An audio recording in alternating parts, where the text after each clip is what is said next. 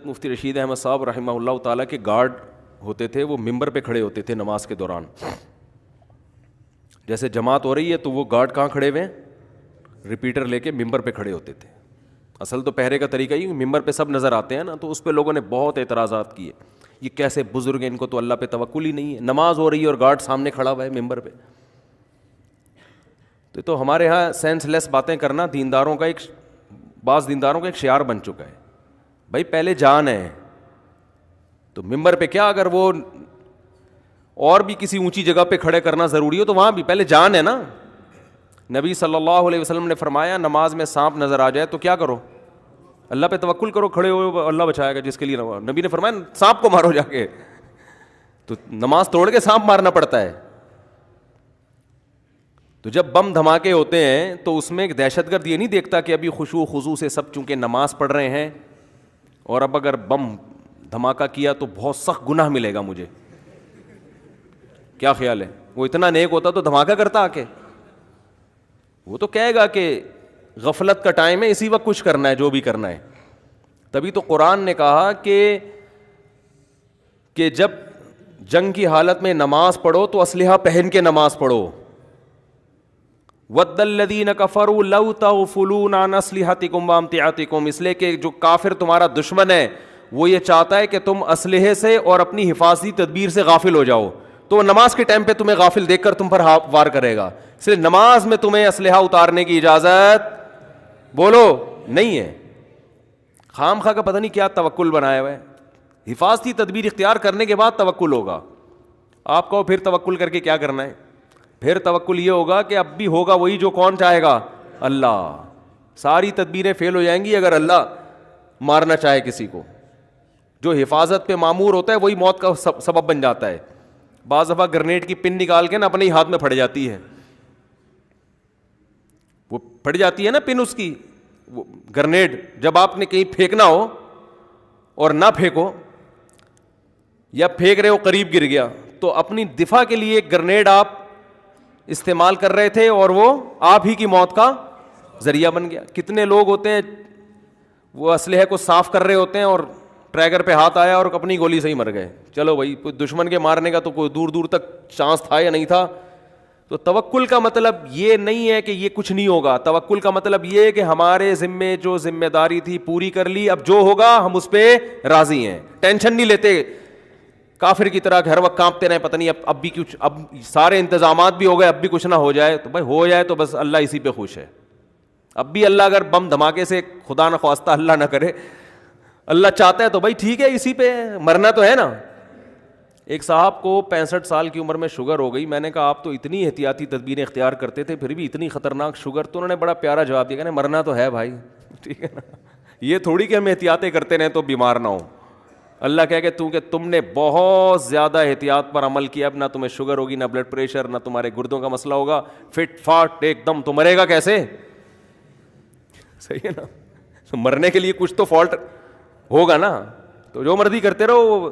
بڑا اچھا لگا مجھے، وہ بڑی تسلی سے انہوں نے کہا، چونکہ دیندار تھے نا اس لیے کہا. دیندار نہ ہوتے تھے کہتے ہیں پتہ نہیں کیا مسئلہ ہے یار، ایک اور ٹینشن پال لیتے. یار میں 20 سال سے احتیاط کر رہا ہوں، ایکسرسائز بھی کر رہا ہوں اور فٹ فاٹ بھی ہوں اور سب چیک ویک کرا کے رکھے ہوئے ہیں، سب کچھ ہو گیا، پتہ نہیں کیا مسئلہ کیا ہے یار. کبھی ڈاکٹروں کو گالیاں دیتے، کبھی حکیموں کو گالیاں دیتے، کبھی بیوی کو گالیاں دیتے کہ چپکے سے چینی ملا کے لاتی تھی چائے میں جو ہے نا کچھ بھی. تو میں نے ان سے جب کہا نا، انہوں نے بڑا پیارا جملہ کہا. انہوں نے کہا بھائی مرنا نہیں ہے کیا؟ بڑا اچھا لگا. ہمارے حضرت کی عمر جب 77-78 سال کی ہوئی تو اچانک ایک حضرت کو بیماری آئی. حضرت کی صحت تو بہت زبردست تھی، تو ایسی بیماری جو کسی کی سمجھ میں ہی نہیں آ رہی، کمزور ہونا شروع ہو گئے. تو ایک عالم آئے حضرت کی عیادت کے لیے، اور ان عالم کا چہرہ کافی مرجھایا ہوا سا، بیچارے پریشان حضرت کی صحت کو دیکھ کے. بڑے لال سرخ صحت مند ہوا کرتے تھے، اور ڈاکٹر کہتے تھے یہ اس عمر میں ایسی فٹنس ہم نے بہت کم لوگوں کی دیکھی ہے. ان کے ابا نے 80 سال کی عمر میں شادی کی تھی ہمارے حضرت کے والد نے، اور ماشاءاللہ اولاد ہوئی. تو وہ خاندانی صحت اچھی تھی ماشاءاللہ، اور صحت کا خیال بھی بہت زیادہ کرتے تھے. لیکن ایسی کوئی بیماری ہوئی ہے کہ ڈاکٹروں کی بھی سمجھ میں نہیں آ رہی. پھر یہ عاملوں نے اپنے چورن بیچنا شروع کر دیے کہ جادو ہوا ہے ٹھیک ہے نا. حضرت نے فرمایا جو کہتا ہے نا جادو ہے ذرا میرے سامنے لے کر آؤ اس کو. تو ایک عالم آئے, انہوں نے بہت ان کے چہرے پہ غم کے آثار کہ آپ کافی پریشان لگ رہے ہیں. تو حضرت نے فرمایا کہ مجھے تو آپ پہ تعجب ہو رہا ہے, 78 سال میں بھی ہم بیمار نہیں ہوں گے تو اب آگے بھی تو جانا ہے نا.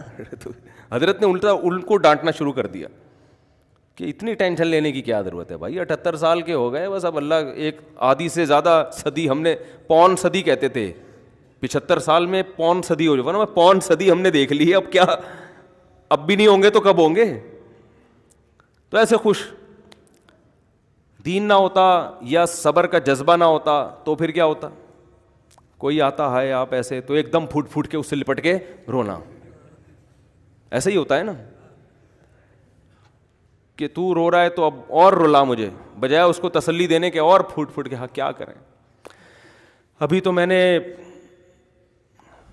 2 پلاٹ خریدے ہیں, ان کی قیمت نہیں بڑھی, آدھا ڈرامہ دیکھا تھا آدھا رہ گیا. ایک خاتون کے میاں کا انتقال ہو گیا تو عورتیں تعزیت کے لیے جاتی ہیں نا کہ آپ کے میاں مر گئے. یہ اب جدید دور میں یہ اس طرح کی تعزیتیں ہوا کریں گی کیونکہ بڑے مسئلے ڈرامے ہیں. اب بڑے مسئلے یہ نہیں ہے کہ بچیوں کی شادیاں بھی اب لوگوں کے لیے مسئلہ نہیں ہے, خود ہی ان کو کہہ دیا بھائی جاؤ اپنا بوائے فرینڈ بناؤ, شادی کرو, ہماری ٹینشن نہیں. اس طرح کا کلچر اب معاشرے میں آہستہ آہستہ آ رہا ہے کہ ہماری ٹینشن نہیں ہے, جاؤ بھائی جو مرضی کرنا ہے کرو. یہ تو پرانے زمانے میں سوچا کرتے تھے, ابا کے سر کے بال گر جاتے تھے بیٹیوں کا سوچ سوچ کے. اب تو ٹینشن اور قسم کی ٹینشن ہے. تو وہ اس زمانے کا بڑا اچھا نقشہ کھینچا ہے کسی نے کہ وہ عیادت کے لیے خاتون گئیں تو منع کے ابا مر گئے تھے. وہ خاتون بتا رہی ہے منع کے ابا دنیا سے چلے گئے. تو وہ بتا رہے ہیں نا یہ ہوا تھا آدھا رہ گیا, تو کہہ رہی ہیں آدھا ڈرامہ دیکھا تھا آدھا رہ گیا, پورا ڈرامہ دیکھنا نصیب نہ ہوا. ارطغرل کی کتنی قسطیں ہیں مجھے تو نہیں پتا ہیں, 5 قسطیں, 75 قسطیں ہیں. ابے جلدی سے بتا دو, ہم کون سا کوئی گوگل پہ لکھیں گے ہیں. ایک میں 75 ہوں, 74 قسطیں دیکھی تھی, 75 بھی رہ گئی. ٹھیک ہے نا, کتنا غم ہوگا ہے نا.